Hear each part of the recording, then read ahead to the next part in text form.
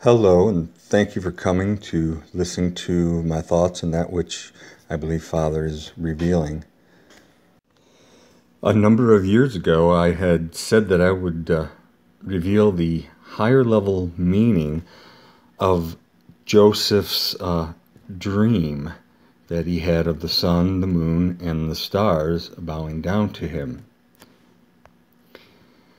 I think it's fitting that today, being the High Sabbath, the first day of the Feast of Tabernacles, that being October 30th, 2019, that I reveal this now, as Father has recently fully given me the understanding, the part that was eluding me, thus why the sun and the moon were separate.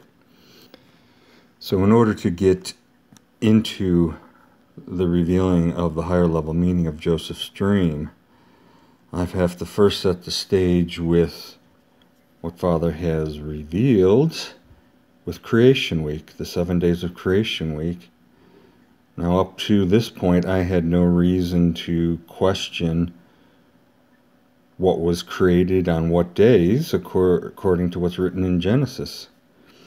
But Father has revealed to me that just as they have corrupted his 7 ways and made them into the 10 commandments, they did the same thing with Creation Week in order to hide a pertinent fact. And that fact is that the sun and moon were not created on the same day, which would be the 4th day, according to Genesis.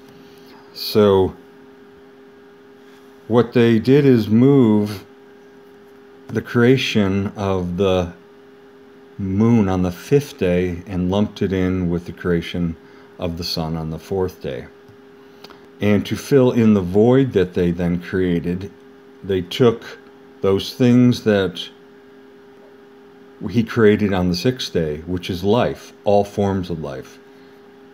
Animal, plant, microbes, insects, whatever lives.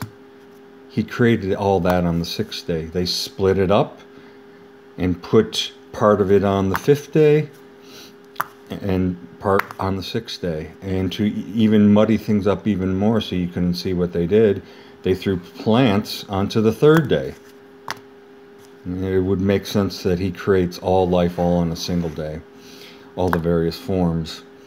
And as you look at the different days, the 1st day he created the light, and then he divided the light from the darkness. The 2nd day he created the firmament and divided the waters below from the waters above. On the 3rd day he created the dry land and separated it from the waters that he called seas. So he divided things up by creating the land. A continuation of a logical continuation of things in the same vein. So when you get to the 4th day, he's still dealing with things that are not living. They are just processes and things that he's put in place later to be utilized by that which lives. So on the 4th day, he creates the sun. On the 5th day, he then creates the moon. And then finally, on the 6th day, he creates all life and man. And then rests on the 7th day, man. Father has allowed the lying pen of the scribes to do these things, even though initially they cover up the truth. Eventually the truth would be seen by the actual acts of what they have done. The lies just become so overwhelming that they reveal themselves of their own volition.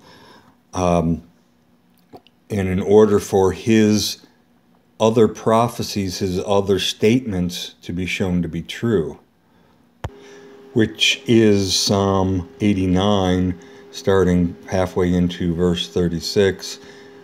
As the sun before me, it shall be established forever as the moon. And these are faithful witnesses in the sky. This has always puzzled me. How are the sun and the moon faithful witnesses? The best I had heard in past from other ministers and things like this is that it had to do with the Jewish calendar and how the moon is used to establish months.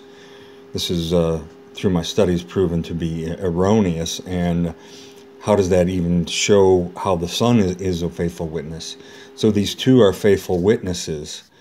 What he's shown in Creation Week reveals how this is shown to be true. Because it shows that to this day, the day that the sun and the day that the moon were created have retained the knowledge of that which was created on those days. We have Sunday and we have Monday. Sunday is the fourth day of the week if Wednesday is the Sabbath.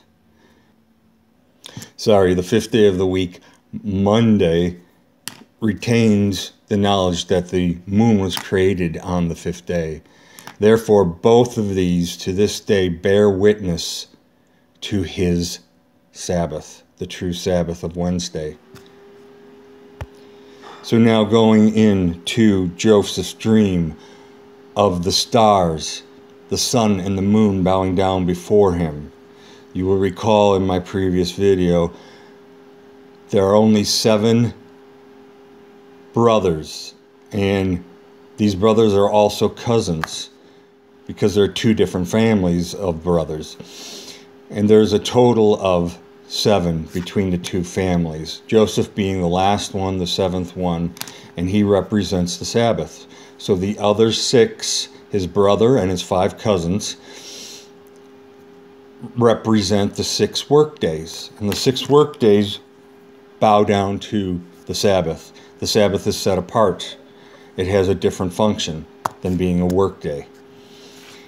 So that leaves then, and this confounded me for a while, why are the sun and the moon, which are interpreted as being his mother and his father, why do they bow down to him? We already have the days bowing down to the Sabbath, but in thinking about it, just by having the 6 days bow down to the 7th day, you haven't established what days are what in our current week.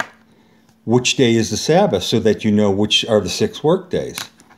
Nothing. All that's being shown with that is that there are 6 days that bow down to the Sabbath. We haven't identified which day is.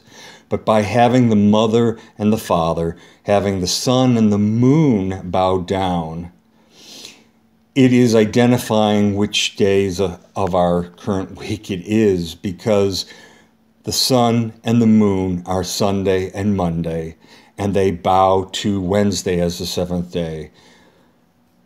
Can you see that? The 4th day of Creation Week and the 5th day of Creation Week are identified by Sunday and Monday, that which is created on those days. Therefore, Wednesday is the Sabbath. So the prophecy, the word in Psalm 89 is fulfilled. The sun and the moon have been faithful witness days to the 7th day Sabbath. Joseph's dream is fulfilled on the higher level. I pray that Father leads things to come. I wish things would happen quicker than they have been, but it's all according to how he wants to do things. So blessings to you all as we wait to see what Father does. Looking forward to next Sabbath being the 8th day, special Sabbath during the Feast of Tabernacles. Blessings.